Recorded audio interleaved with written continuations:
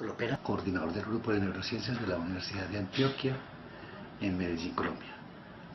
Voy a hablarles sobre los fundamentos biológicos de la logogenia. Antes que el logogenista entienda y sepa qué es lo que está haciendo cuando hace una terapia logogenia. El logogenista no está enseñando a leer y escribir, está inundando el cerebro de información sintáctica. Y esa es la base fundamental. Debe conocer cómo funciona la organización cerebral del lenguaje para entender por qué razón su trabajo fundamental es estimular el aparato del lenguaje, y especialmente lo que tiene que ver con el procesamiento sintáctico, y no cualquier tipo de estimulación de lectura y escritura, sino una estimulación dirigida específicamente a activar el aparato del lenguaje. Entonces el logogenista debe conocer eso muy bien, debe entenderlo para que pueda ser creativo en todas las formas de estimular ese cerebro. Voy a hablar de los fundamentos biológicos, neurobiológicos de la logogenia, y la primera pregunta es: ¿puede un niño sordo desarrollar competencia lingüística? ¿Puede un simio desarrollar competencia lingüística?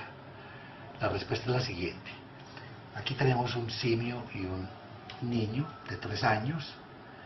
La verdad es que el simio no puede desarrollar competencia lingüística, y este niño ya tiene una competencia lingüística madura a la edad de 3 años. Y un niño sordo no lo ha hecho porque no ha activado su aparato del lenguaje, pero tiene cerebralmente un aparato del lenguaje intacto en su cerebro. Chomsky, un lingüista muy importante, planteó estas propiedades del lenguaje.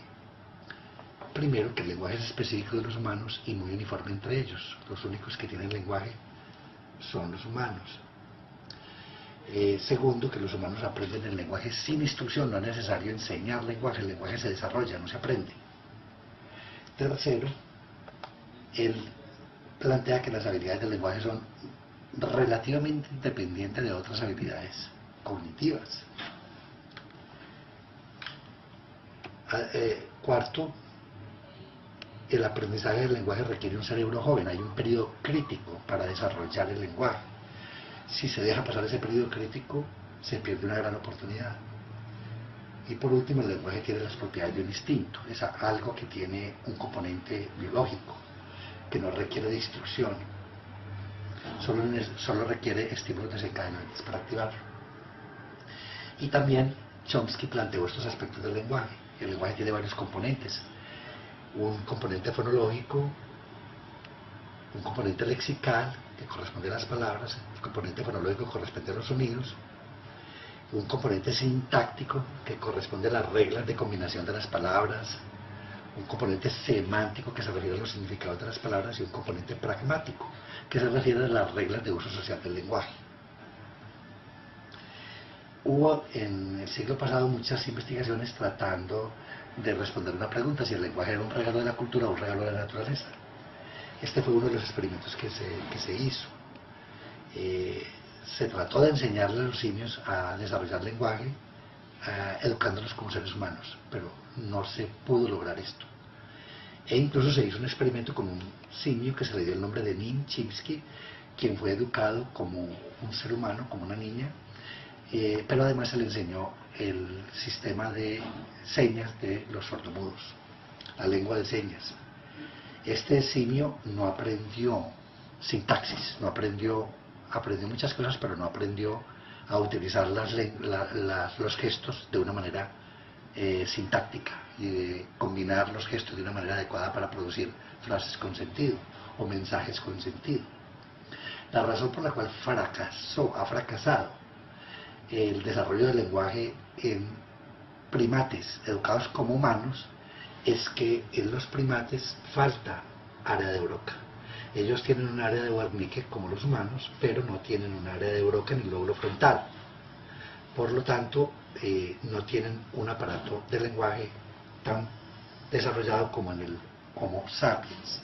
Probablemente esta deficiencia de área de Broca es la causa de que ellos no desarrollen un lenguaje sintáctico. Otro aspecto que fortalece la hipótesis neurobiológica del desarrollo del lenguaje es la el estudio de familias con trastorno del lenguaje hereditario. Hay una familia en Inglaterra que tiene todos estos sujetos que aparecen en color negro, son personas que nunca han desarrollado adecuadamente el lenguaje y tienen un severo trastorno en el desarrollo sintáctico del lenguaje. Y estas personas tienen una anormalidad en un gen que se llama el gen FOXP2. Ese gen FOXP2 tiene una secuencia con una pequeña alteración, un cambio de una letra por otra, de una G por una A en el gen. Y esto produce un cambio de histidina por arginina en la proteína que controla el gen. Incluso cuando se publicó el descubrimiento de este gen y de una mutación en este gen, en esta familia inglesa, se habló de que se había descubierto el primer gen de la gramática. Lo importante es que parece ser que hay un componente del lenguaje que es genético y que es biológico, que es neurobiológico. Y probablemente ese gen o esos genes que todavía faltan por descubrir, que tienen que ver con el desarrollo del lenguaje, tienen que ver también con la organización citoarquitectónica de la corteza cerebral. Por ejemplo, el hecho de que a partir del neandertal hace 300.000 años, la región temporal es asimétrica, mientras que en los simios esas dos regiones son simétricas. Pero en el neandertal es asimétrica y en el humano hay una gran asimetría, siendo mucho más grande el plano temporal en el lado izquierdo que en el lado derecho. Por eso hoy en día se reconoce que el hemisferio izquierdo es el hemisferio del lenguaje. Probablemente los primates tienen capacidad, el lenguaje no apareció de un día para otro en el Homo sapiens. Probablemente el lenguaje se empezó a construirse gradualmente en la evolución a partir de los australopithecus. Pero en los primates solamente existe, digámoslo así, lenguaje léxico-semánticos, palabras y significados. Podrían comprender palabras y significados, pero nunca pueden articular palabras en una estructura sintáctica como si lo puede hacer el Homo sapiens. Entonces la diferencia entre el primate y el Homo sapiens es que el primate tiene el lenguaje léxico-semántico y el Homo sapiens tiene el lenguaje sintáctico. Y esto se correlaciona muy bien con dos áreas cerebrales que se han descrito en el aparato del lenguaje en el hemisferio izquierdo. Una parte posterior y una parte anterior. La parte anterior se llama área de Broca y esta se llama área de Wernicke. Entonces hay muchas teorías y este aparato del lenguaje se conoce en la literatura con muchos nombres. Polo receptivo y polo expresivo del lenguaje. Polo posterior y polo anterior del lenguaje. Área de decodificación y área de codificación. Área que hace el proceso de selección, área que hace el proceso de combinación. Eje paradigmático, eje sintagmático, lenguaje léxico-semántico, lenguaje sintáctico. Y esas dos estructuras son las que dan todo el complemento para desarrollar un lenguaje adecuadamente. Eso solo lo tiene el Homo sapiens. Jacobson, otro lingüista que trabajó con neurólogos tratando de aclarar la organización neurobiológica y cerebral del lenguaje, planteaba que para hablar es necesario hacer dos procesos: seleccionar palabras y combinarlas adecuadamente. Miremos este ejemplo. Esta frase, la historia y la evolución nos han dotado de un cerebro humano. Y esta otra, en cerebro la ha dotado de evolución y una historia no es humano de. En la segunda frase se han seleccionado las mismas palabras que en la primera frase, pero la manera como se han combinado las palabras en la segunda frase no permiten obtener un sentido de esta frase, es una frase sin sentido. De tal manera que el proceso de combinación, la sintaxis como un proceso adecuado de combinación de las palabras, es el último eslabón en la evolución, en la adquisición de los procesos lingüísticos. Y ese es precisamente el foco de atención de la logogenia para hacer que los sordos aprendan el lenguaje sintáctico. Aquí tenemos el aparato del lenguaje.